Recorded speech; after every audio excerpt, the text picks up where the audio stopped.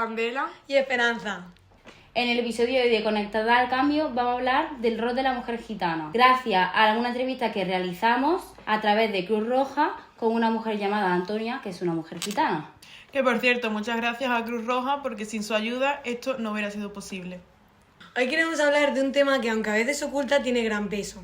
El papel que se espera de la mujer, sobre todo en contextos donde la tradición o cultura tiene mucha fuerza, como es la comunidad gitana. Es verdad que desde fuera se tiende a ver a la comunidad gitana, o como dice Antonia, el pueblo gitano, desde una perspectiva muy negativa, sobre todo hacia el papel de la mujer. Pero también hay que reconocer que muchas veces pensamos esto porque realmente no sabemos lo que está ocurriendo desde dentro ni los procesos de cambio y transformación. Por eso creemos que es muy importante hablar de estos temas sin prejuicio y también sin miedo a cuestionar aquellas cosas que pueden limitar las libertades o los derechos de las mujeres y sobre todo hablar de esto en ámbitos en los que no se suele hablar, como en lo social y lo educativo. No estamos aquí para juzgar, todo lo contrario. Queremos abrir un espacio de reflexión desde el respeto. Hablaremos de la relación entre lo que siempre ha sido así y lo que muchas mujeres están empezando a cambiar. Todo esto lo haremos a partir de un testimonio que, como Rocío ha dicho, es el testimonio de Antonia. Pero antes de analizar la entrevista, queremos hablar un poco de nuestras primeras impresiones y cómo nos hizo sentir escuchar a su historia, porque hay cosas que, aunque nosotras no la hayamos vivido, nos impactan. Una de las cosas que a mí me impactó fue que ella se quedó embarazada con 15 años, que realmente es una edad muy temprana como para tener un bebé a cargo. Es verdad que incluso ella nos mencionó que ella siente que era muy joven, que le hubiese gustado a día de hoy quizá tenerlo más mayor porque de alguna forma sintió que se le quitaba un poco la juventud. Que perdió su infancia, que dejó como su infancia con 15 años para convertirse en hacer cosas de una persona adulta. Yo creo que también eso pasa a día de hoy, como que las personas en general, muchas de las mujeres que les preguntas pueden decir la misma respuesta, que yo creo que es algo normal, es que cuando te pasa pues tienes que reaccionar rápido y decidir si quieres tenerlo o no, y después pues vas viendo las consecuencias que han tenido tus actos, pero al final no es algo de lo que te vayas a arrepentir al 100%, sino que a lo mejor te hubiese gustado más pues vivir esa juventud, que es normal. A mí también lo que me impactó bastante fue cuando ella empezó a hablar sobre el absentismo escolar y el abandono escolar, que ella lo abandonó pues muy joven. Como que me dio un poco, pues, joder, qué injusto, ¿no? Porque no tenía como a lo mejor las mismas posibilidades que actualmente tienen los jóvenes. Y además también me dio como mucho la sensación durante la entrevista que se infravaloraba intelectualmente hacia las personas castellanas, como que siempre se ponía por debajo de nosotros y no tiene por qué. Es también yo creo que un tema de educación y de las posibilidades que ha podido tener ella en su juventud. Y otra cosa que a mí me sorprendió muchísimo y creo que a todas fue el hecho de que mencionase, porque le estuvimos preguntando sobre el matrimonio y cómo veía, y también le preguntamos sobre la violencia de género. Y nos contó que para ella, y para su entorno parece ser, pero nos contó de su experiencia, que veía normal que su marido le pegase una torta. Que ya si ya se iba a paliza, eso ya lo consideraba violencia de género. Pero que una torta sí que lo veía normal porque puede ser que te lo hubiesen merecido. O que su marido le riña como si fuera una niña pequeña. Y ya no, creo que a lo mejor no comentó que estuviese merecido, sino como que normalizó que pasasen esas cosas, como que cuando riñes con tu marido o con algún familiar, es normal que pase eso. Y a mí eso también me chocó muchísimo, fue como que se me erizó de repente la piel, decir, wow, que se normalice esto, es fuerte. A mí también me chocó bastante porque yo nunca había escuchado a una mujer de mi alrededor como decir algo que normalice tanto la violencia, porque para mí por lo menos eso no es normal, entonces pues al final es algo que te choca. A mí lo que más me impactó de todo lo que dijo fue como una serie de comentarios de normas que ha tenido que seguir a lo largo de su vida por el simple hecho de ser mujer, como por ejemplo ella nos contó que cuando se casó se tuvo que ir a vivir con la familia de su marido. O, por ejemplo, la tradición del pañuelo en la boda, y pues a mí son cosas que, como yo no suelo ver en mi día a día, me chocó bastante. Igual que con el embarazo, que ella dijo no que se arrepentía, sino que hubiera esperado más para tener su primer hijo. También dijo que, viéndolo desde su punto de vista ahora, que no se hubiera ido a vivir con su suegra, sino que se hubiera ido a vivir con su madre realmente. Porque su marido le dio la opción de irse con su madre o de irse con su suegra, y ella eligió irse con su suegra, que ya después analizaremos bien más detalles sobre esto. Y también, hablando de lo que has dicho del pañuelo, a mí también me sorprendió, también creo que hay un choque muy grande de culturas, de que para mí sería un momento muy incómodo, y ella también como que nos lo contó mucho, con mucha honra, mucho orgullo de que pudiesen llevar a cabo lo del pañuelo, ¿sabes? Y también está bien pues conocer que realmente ellos no lo hacen con tanta presión, porque yo me esperaba que fuese con mucha presión, que es algo súper incómodo, y ellos realmente lo tienen normalizado, y es algo que para ellos pues es algo de mucho orgullo, y es normal porque es parte de su cultura, al igual que nosotros estamos orgullosos de otras cosas de nuestra cultura. Y Totalmente. Para analizar los puntos más relevantes de la entrevista, vamos a contar con la participación de una educadora social que ha trabajado durante 17 años con la etnia gitana, que es Toñi. Hola Toñi, ¿qué tal? Bueno, bien. Aquí estoy, esperando que me preguntéis cositas, venga. Cuéntanos un poco sobre tu recorrido profesional. ¿Dónde has trabajado? Pues yo empecé a trabajar en un centro de menores, ¿vale? Lo que se llamaba entonces, antes de la nueva ley del menor, un centro de menores semiabierto. Quiere decir que era de niñas. Luego tuve una experiencia en un centro de drogadicción, pero fue solamente una sustitución de verano. Y luego empecé ya a trabajar con Cruz Roja, estuve 17 años trabajando con Cruz Roja, y ahí hice un poco de todo. Empecé con el proyecto de asentismo escolar y acabé con el ERACID, que es un proyecto del Fondo Social Europeo, y entre medias otros cuantos más. Y bueno, y ahora estoy como profesora en un ciclo de grado medio de atención a la dependencia en Safa de Linares, y esa ha sido mi trayectoria. Vale, Toñi, ¿nos podrías contar un poco sobre tu experiencia en los diferentes ámbitos en los que has trabajado con mujeres y adolescentes de etnia gitana? Bueno, yo empecé a trabajar pronto en el centro de menores, no eran todas de etnia gitana, claro, venían de toda Andalucía, era un centro en el que nos traían niñas de toda Andalucía entre los 12 y 18 años de edad, y ahí ya venían muchas que eran de etnia gitana. En el centro de menores, yo al tener de diferentes etnias, ¿no? Además era en otra época, porque ahora lo que hay muchos menores no acompañados, pero en aquella época no teníamos ese perfil todavía. Lo que sí, la diferencia que yo veía entre las niñas de etnia gitana y las que no eran de etnia gitana, es que la mayoría de las que no eran de etnia gitana venían con muchas carencias afectivas, ¿vale? Niñas que habían sufrido abandono, que habían pasado por centros de protección de menores. Sin embargo, las de etnia gitana, la mayoría venían porque el juez le había impuesto, ¿vale? Acudir a... Claro, el que la internaran en un centro, no habían cometido un delito tan grave como para ya ir a lo que antiguamente era un reformatorio, lo que sería un centro cerrado, entonces las traían aquí.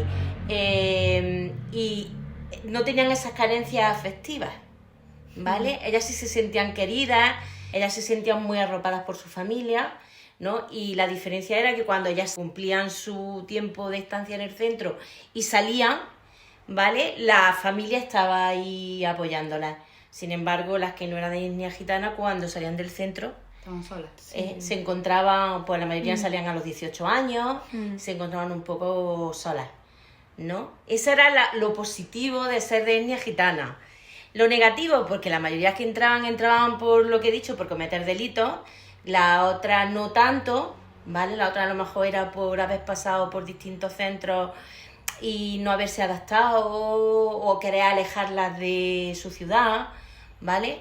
Y ellas, cuando muchas veces te contaban su historia, acababas sabiendo que ellas no eran las que habían cometido el delito, sino que había habido una redada en su casa, había entrado la policía a saco, sobre todo buscando temas de estupefacientes, ¿no? Drogas, y si el que vendía drogas era su hermano de 24, como ellas eran menores, hacían así, le metían la droga a ella. Claro. ¿Vale? Porque no es lo mismo que cumpla una condena una menor que cumpla una condena un mayor que va a la cárcel y que ya tiene antecedentes y que ya no sé qué. Entonces, muchas veces te encontrabas con eso. Que, por ejemplo, tenía el caso de 2 hermanas de niñas gitanas que a esas sí las ponían a vender, eran de Huelva, a esas sí las ponían a vender la familia, ¿no? Como eran menores, pero ellas vendían. Pero lo que no esperaba la familia es que ellas se engancharan. Y ellas a la vez que pasaban se engancharon. Y bueno, se las quitaron los servicios sociales porque las tenían encerradas, le habían rapado el pelo al cero, lo que para una gitana es su pelo, le habían rapado el pelo al cero para que no pudieran salir a la calle, la tenían encerrada en una habitación, quitándole el mono. Pero entonces cuando le raparon el pelo fue su propia familia la que... Sí, su madre y su padre, claro, su madre le rapó el pelo para que no pudieran salir a la calle. La vergüenza de salir sin pelo a la calle, pues las tenían encerradas en casa para que no consumieran. ¿Y tú has encontrado diferencias a la hora de trabajar con menores y mujeres gitanas? Mucha diferencia. Mucha diferencia. En realidad yo lo que al final he trabajado más, aparte del centro de menores que fueron 7 años, ¿vale? Luego en Cruz Roja lo que he trabajado más ha sido... Bueno, he trabajado muchos años en el proyecto de asentismo escolar, que ahí sí que te centras un poco en los niños, pero más que los niños en la familia. Porque ahí lo que se producía, en el proyecto de asentismo escolar lo que se producía era que, claro, te encontrabas con 2 tipos de asentismo. Uno era el de los niños pequeños, que es la familia la responsable, claramente, ¿vale? Porque el niño, si tú no lo llevas, no va al colegio. Y si está lloviendo y hace frío, ¡ay, qué pena de mi niño! Que eso se da mucho en la niña gitana. Es que hace frío, es que estaba lloviendo. ¿Y cómo lo voy a llevar? Si es que no ves, si es que... ¡Qué pena! ¿No? Porque para ellos la educación no está dentro de sus prioridades. Entonces, claro, si el niño es pequeñito y tiene frío y no sé qué, pues no lo voy a sacar a la calle.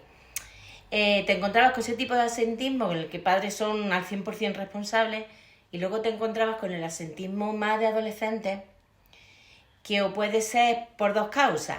Una es porque como no han ido nunca al colegio con tanto asentismo cuando eran pequeños, llega un momento en el que ellos van al colegio y ¿qué hacen? Si no saben prácticamente leer, no saben prácticamente hacer nada, se aburren, la montan, lo expulsan, ¿vale?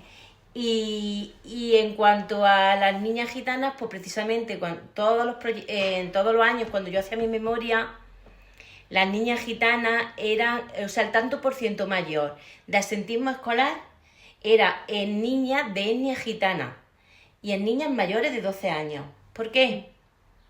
A partir de los 12 años, 13 años les viene la regla. Los padres ya no quieren que vayan al colegio porque se relacionan con chicos. ¿Vale? Y para ellos el tema de la virginidad, la honra y tal es muy importante. Entonces, eso de que puedan estar ahí revueltos niños con niñas y niños payos que no van a respetar esa virginidad, pues para ellos es complicado. Entonces yo me he encontrado con el caso de que hasta lo que es primaria, de pedirles padres gitanos al colegio que repita a su niña sexto de primaria. Sí. Que repita. Para que no llegara Para que no pase al instituto. Te queríamos hacer la pregunta de que qué diferencias tú encontrabas a la hora de trabajar con el hombre gitano, el niño gitano, o la mujer gitana y la niña gitana. No tiene nada que ver. Lo primero, cuando yo he trabajado con mujeres gitanas, he trabajado con hombres gitanos muy poco. ¿Y por qué crees que se debe eso? Pues porque el hombre gitano, vamos a ver, ya no iríamos a lo que es cuando yo he trabajado en zonas de transformación social con Cruz Roja, que trabajaba con las familias. Entonces, como se les dan, ellos llegan a Cruz Roja porque piden ayuda, quieren que les den los alimentos o que les pague la luz, o que les pague el agua, o algo por el estilo. Entonces, a cambio de eso, tú le haces como una especie de chantaje, ¿no? Vale, yo te voy a ayudar con esto, pero tú a cambio tienes que venir, ¿vale? Tienes que venir a hacer, no sé, un taller de analfabetismo, porque no sabes leer y tienes que venir a un taller de analfabetismo, o tienes que venir a un taller de alimentación. Te voy a dar alimentos, pero vamos a hacer uno de alimentación saludable. Y claro, claramente las que van a pedir la ayuda son las mujeres. Porque los hombres están buscando la vida. Claro. Porque ellos van al día. Comen al día, hoy tengo pan, hoy compro pan, mañana no tengo, no como pan. ¿Vale? De hecho, eso es algo que nos mencionó Antonia. Sí, Van y es que es así. Y son felices así. Sí, sí. No les preocupa el mañana. Y el hombre no va a ese tipo de cosas, va la mujer. Es verdad que en el proyecto que yo hice en el barrio más desfavorecido de aquí de Linares, como era más con la familia y tal, hubo un par de hombres que se involucraron un poquito más, que era muy raro, de echarte una mano. Incluso me acuerdo del reparto de juguetes en Reyes, vino y estuvo conmigo embalando bolsas de caramelo. Eso en un hombre es rarísimo. Rarísimo, pero yo no sé si lo hacía. Siempre me quedó la gran duda. Si lo hacía porque piensa algo diferente al resto de los hombres gitanos, lo hacía para que la mujer no fuera sola. ¿Y tú a lo que te refieres con que necesitan un poco de diferencia? ¿Te refieres a lo mejor a un ocio pues saludable? Claro, no tienen ocio, no conocen lo que es el ocio. Yo en mi proyecto precisamente uno de mis objetivos era el ocio. Además me daban bastante pasta para hacerlo. Y bueno, mi hija es testigo porque se vino conmigo. Un viaje que me lo pasé muy bien, por cierto. Que nos fuimos a la sierra de Cazorla, a la sierra de aquí, llené un autobús y me llevé a medio barrio. Bueno, pues nos lo pasamos genial, ahí te das cuenta de muchas cosas. Por ejemplo, te das cuenta de que los niños no han disfrutado de esas cosas nunca, y ellas menos. Al año siguiente me dijeron, llévanos a la playa. Las llevé a la playa y ya en vez de un autobús fuimos 2. Otra cosa que hacía era llevarlo al cine en plan familia, que fuera el padre también al cine, que eso era lo más complicado, que el padre fuera al cine. Y bueno, pues eso de que tú entras y les das sus palomitas y les das su refresco y se sientan allí. Había niños que no habían ido nunca al cine. Una vez que ya hemos conocido a Toñi, su recorrido profesional, queremos pasar a hablar sobre la entrevista que hicimos con Antonia, que ella también estuvo presente. Pero antes de todo, saber un poco de qué conoces tú a Antonia. Pues yo a Antonia la conozco de Cruz Roja. No ha sido usuaria como tal mía, pero usuaria de otra compañera. Y pues una de las que llevan muchísimos años en Cruz Roja yendo, y porque además una persona que siempre que la llamas para hacer algún taller asiste. Y tú que la conoces un poco más que nosotras, ¿cómo la viste en la entrevista? La vi bien, lo que pasa que es verdad que vi temas en los que no quiere ella mojarse. Que nosotros también sentimos un poco eso. Vale, hay temas en los que ellos no quieren mojarse porque, bueno, pues ellos no van a admitir nunca, por ejemplo, que hay violencia de género en la etnia gitana. Los gitanos nos maltratan. Bueno, vamos a empezar a analizar como el primer tema, que es el asentismo y el abandono escolar. Ella nos hablaba de Madre San Pablo, que era una monja que era su profesora, suya y de su hermana, y la monja insistía mucho en que ella y su hermana fueran al colegio, que la misma monja iba a su casa y las buscaba.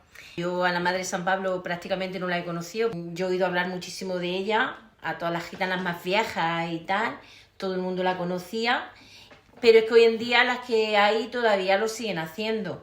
Las ¿vale? monjas, ¿no? Es un centro que tiene Linares 2 centros educativos y el colegio está limítrofe con el barrio, y en mitad de la mañana, pues si un profesor se tiene que salir y en busca de un niño, se sale y va en busca del niño. Si unos niños vienen medio descalzos con los zapatos rotos, les buscan unos zapatos y se los ponen. Que están muy involucradas en el barrio. Antonia nos contó que ella dejó el colegio con 11 años, o sea, en sexto de primaria. Y yo te quería preguntar que, o sea, tú durante todos tus años de experiencia, ¿crees que esto sigue pasando todavía o ha ido evolucionando a lo largo de los años? Ha evolucionado. En la actualidad están más concienciados de la enseñanza es obligatoria, pero también un poco por obligación, no porque lo tengan interiorizado como una prioridad. Saben que es un delito en que los niños no asistan al colegio y entonces saben que hasta los 16 años sí o sí tienen que estar matriculados y tienen que asistir. Otra cosa es que luego asistan, ¿vale? Y en eso también hay mucha diferencia entre niños y niñas, ¿vale? Las niñas cuando llegan a cierta edad da igual y los niños pues siguen yendo hasta los 16. Justo de ese tema teníamos una pregunta para ti, que era, ¿dónde ves la diferencia en el motivo del niño y la niña de abandonar la escuela? Porque la niña cuando tiene ya su primera menstruación, los padres ya son muy reacios a que en su colegio de primaria, con los que son de su misma etnia y todo, sí. Pero cuando ya pasan al instituto, ¿no? Con 12 años, pues esa relación que ya con chicos, con chicas de otra etnia y con otras costumbres, pues como que no, porque la niña puede perder la honra. Luego aparte ya no solamente eso, sino que como ellos viven al día, la niña es la que se encarga cuando el padre y la madre se van a buscarse la vida de limpiar, de hacer la comida para cuando vengan, de cuidar de los niños más pequeños. Mucha gente dice, es que a los niños gitanos le pagan por ir al colegio. Mentira. A nadie le pagan por ir al colegio, ¿vale? Si es verdad que haga un requisito para que se les dé ese tipo de ayuda, entre otros, como que el padre de familia o la madre de familia busque empleo, que se formen, que vayan a talleres. Uno de los requisitos es que los menores estén matriculados y asistan a clase, lo que es la obligatoria.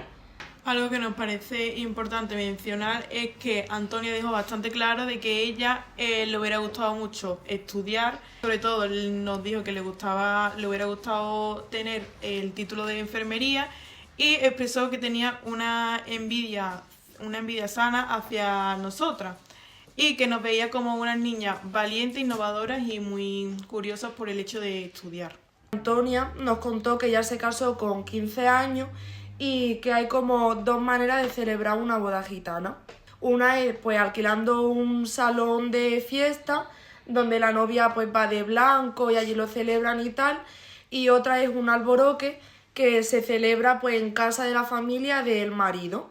Y ella, por ejemplo, lo celebró como un alboroque porque su madre estaba de luto por un hermano suyo, y también nos contó que en su celebración de boda ella siguió la tradición del pañuelo. Entonces yo te quería preguntar sobre esta tradición que, a partir de las experiencias que tú has vivido durante todos estos años trabajando, ¿tú crees que las gitanas esa tradición, la del pañuelo, la viven como con presión o es algo de lo que ellas están orgullosas? No, depresión nada, ellas están súper orgullosas de esa tradición y desde muy chiquititas lo viven como algo que están deseando que llegue. En las bodas de sus primas, en las bodas de su familia, siempre ven que la novia es la protagonista, que se la ponen súper guapa y que no sé qué, y que luego cuando sacan el pañuelo es mayor alegría todavía, y ellas lo viven como algo importante y algo que no le obliga a nadie a hacerlo. Tanto es así que a mí me sorprende, ¿no? Yo tengo varias alumnas de etnia gitana en la FP y hablando un día sobre el tema de la virginidad y tal, ella me comentó que era virgen y que ella no, hasta que se casara no iba a tener relaciones sexuales, porque ella quería que le sacaran el pañuelo, que iba a ser una honra muy grande para su padre. Entonces todavía hoy en día, quiero decir, y además gente que no está tan metida en la cultura, que vive, bueno, está insertada totalmente, está estudiando, y sin embargo el tema del pañuelo es algo que lo viven como algo bueno. Después, como hemos comentado antes, cuando ella se casa, justo su marido se va a la mili. Ella ya está embarazada de su primer hijo. Y su marido le da la opción de irse a quedarse a vivir con su madre biológica, la madre de Antonia, o irse a vivir con su suegra, la madre del marido. Entonces, ¿tú crees que el hecho de que el marido le haya dado la opción de su propia elección, de que ella elija irse con una o irse con otra, es porque realmente su marido, dentro de lo que cabe, es un hombre quizás más abierto que otros hombres de la etnia gitana o crees que es algo normal el darte elección? Normal no, conociendo al hombre gitano no es normal, pero del hecho ya de Antonia, por ejemplo, es una mujer que siempre lleva muchos años yendo a Cruz Roja, a hacer talleres, siempre que la llames va, eso ya es yo no conozco al marido, porque normalmente quien conoce son a ellas, ¿no? Pero significa que el marido es un poquito más abierto que otro hombre gitano, porque la deja un poco salir, ¿no? de su zona, ¿no? De confort y de relacionarse con otra gente y hacer otras cosas diferentes. Entonces supongo que por eso le dio la opción. Cuando ella decidió eso, ella nos dijo que fue porque al final su suegra era la que le iba a ver y la iba como a vigilar. Claro, es que el tema de la honra, volvemos al tema de la honra, el hecho de que el marido no está, ella le tiene que guardar la cara.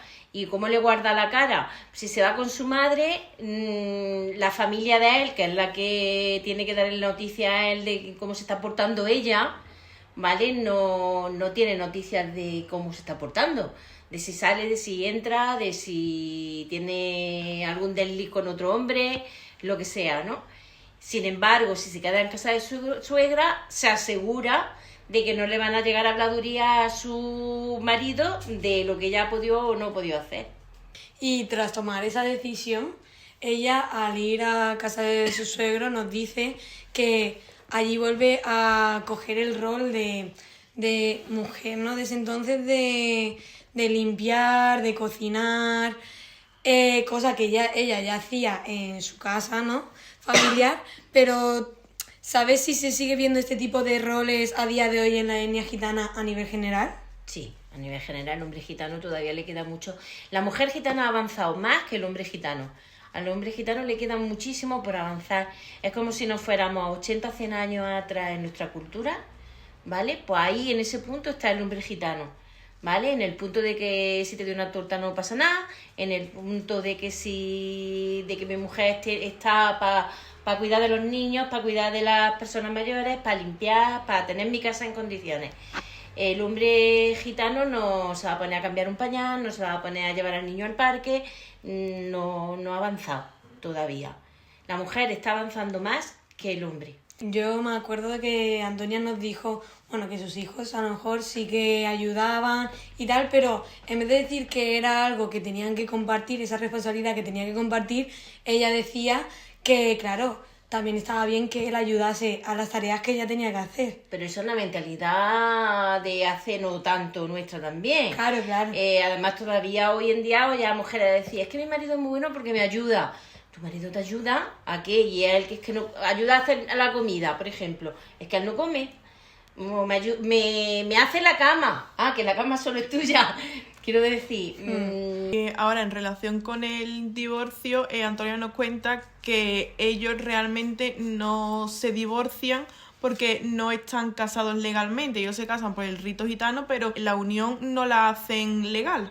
Y cuando si ella se quiere divorciar de su marido, le tiene que dar una razón a su padre por la que se quiere divorciar, para que el padre sea como el que medie en esa separación. Claro, el padre siempre va a intentar que no se separen, ¿vale? Ella va a llegarle contándole a su padre, pues me ha pasado, claro, porque date cuenta que ella está bajo la tutela de la familia de él.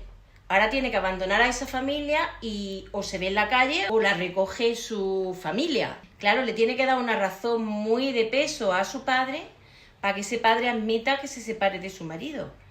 Pero si la mujer de por sí sola decide largarse, o sea, ya no aguanto más, me voy, cojo la puerta y me voy, sin mediar aquí nadie, sin nada de nada, es una paria dentro de la etnia gitana. Queda desvinculada de todo el mundo, es una deshonra para su familia y además el gitano se queda con los niños. La mujer no se va con los niños. Se va con los niños siempre y cuando hayan mediado los patriarcas, los adultos, y le hayan dado el visto bueno porque sea una razón de peso, si no, no. Durante la entrevista también salió una cosa que dijo Antonia que nos impactó mucho, que es la siguiente frase. Porque el marido te pega un tortazo, no pasa nada, cuando te pega un beso. No tiene por qué dar un tortazo, porque las cosas se hablan, pero bueno, lo digo no tiene por qué dar un tortazo porque ustedes lo veis así, pero tú cuando te casas, por ejemplo, no es todo rosa, ¿me entiendes? O te riñe, o pasa esto, que por eso no se acaba el mundo, ¿vale? ¿Qué opinas tú sobre esto? Pues lo mismo, que si nos vamos atrás unos años, pues era algo normal en cualquier cultura, no solo en la etnia gitana. Pero es verdad que ellos no han evolucionado como ha evolucionado la sociedad a la misma par. Entonces ellos siguen viendo normal que la mujer está bajo la tutela del hombre. Entonces el hombre, si se cree en su derecho de que si le tiene que pegar una torta a su mujer porque se la merezca, pues se la da. Y aquí no ha pasado nada. Lo ven normal, ella, su familia, la familia de todos, lo ven normal, ¿vale? Porque ella se lo ha merecido.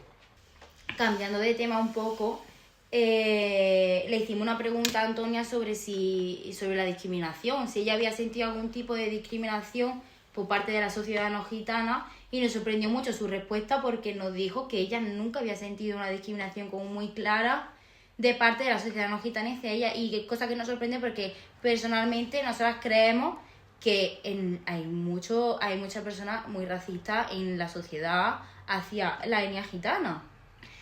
Hay racismo, pero lo que hay sobre todo es clasismo. Si un gitano tiene dinero, educación, trabajo y tal, nadie le mira el color de la piel. Si un gitano no tiene donde caerse muerto, es un gitano, ¿vale? Entonces hay muchos estereotipos. Pasa que yo creo que ellos también están acostumbrados, pero que ellos también lo hacen con el resto. Que los estereotipos van a todos los bandos, y también tenemos nuestros estereotipos para ellos. Pero yo creo que sobre todo es clasismo, es tema económico, tema de dinero. Claro que es recíproco porque ellos ocupan su espacio de la ciudad y ni ellos salen de su barrio, ni tampoco nosotros nos atrevemos a entrar en el barrio de ellos por miedo o cualquier otro motivo, y al final nunca hay interacción entre ellos y nosotros. La etnia gitana lleva siglos en España, son tan españoles como cualquiera. Sin embargo, siguen viviendo en guetos. Siguen viviendo en su barrio, con su gente, no se insertan en la sociedad con el resto. Y eso sí que provoca también, por parte del resto de la sociedad, rechazo. De hecho, nos comentó Antonia que ella no había tenido relación con ninguna persona no gitana hasta que se fue a sacar el carnet y estuvo muchos meses en la escuela en contacto con personas no gitanas. Ahí es cuando se dio cuenta de que podía con... convivir, de que sí. Se puede convivir. Y fue su primera vez compartiendo tiempo con personas. Claro, que no se relacionan con personas de otra etnia, entonces eso es un problema. Y cada vez los colegios que hay en las zonas más desfavorecidas, en esos guetos, se está convirtiendo también en guetos.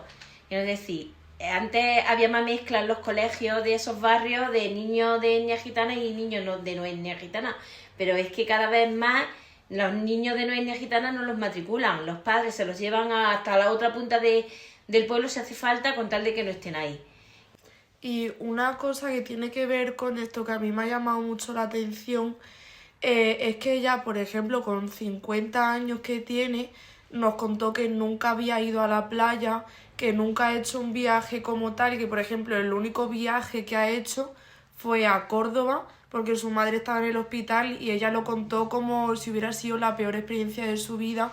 Y a mí me sorprendió mucho porque nuestra cultura es algo que está muy normalizado, el hecho, pues, yo que sé, de ir a Jaén, de Jaén a Córdoba, es algo que está muy normalizado, viajar, moverte a otros lados. O sea, yo, por ejemplo, también cuando le conté que yo voy de Granada a mi pueblo en BlaBlaCar, vamos, casi le da algo porque le parece como una locura, o sea, por así decirlo, como salir de tu zona de confort, ya no solo, por ejemplo, de Linares, porque ella también dijo que había zonas de Linares que no las conocía, que a mí me dio mucho la impresión como que en general no conocen mucho mundo más allá de su zona. Aquí hay dos factores. Uno, el hecho económico. Entonces, el ocio no es algo que esté dentro de sus prioridades. Su ocio es salirse a la puerta de la calle y hablar con las vecinas. y que los niños estén allí jugando y no sé, ese es su ocio. O ir al culto, van todas las tardes al culto. Ese es su ocio. No tienen esa visión del ocio como tenemos nosotros, de ir al cine, de salir, de viajar, de irnos a la playa, de... ¿Qué les gustaría? Pues claro, como a cualquiera. Y luego tenemos el otro componente de que lo pasó tan mal porque se le hizo de noche y se tuvo que montar en un taxi con un hombre a solas. Una mujer gitana a solas en un coche con un hombre. O sea, ya no piensa que es un taxista, un profesional que lleva su coche.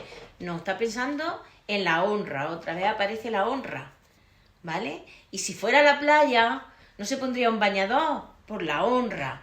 Cuando hicimos la excursión a la playa, mi hija se echaba la mano en la cabeza porque ninguna se ponía en bañador, todas vestidas, metiéndose en la... Además, una gitana que iba con su marido, con sus niños, con su niña pequeña y tal. Y yo le decía, pero llevaba el bañador debajo, pero no se atrevió. Y yo, pero ¿y por qué no te has bañado? Que mira, ahora vas mojada, vas no sé qué. No.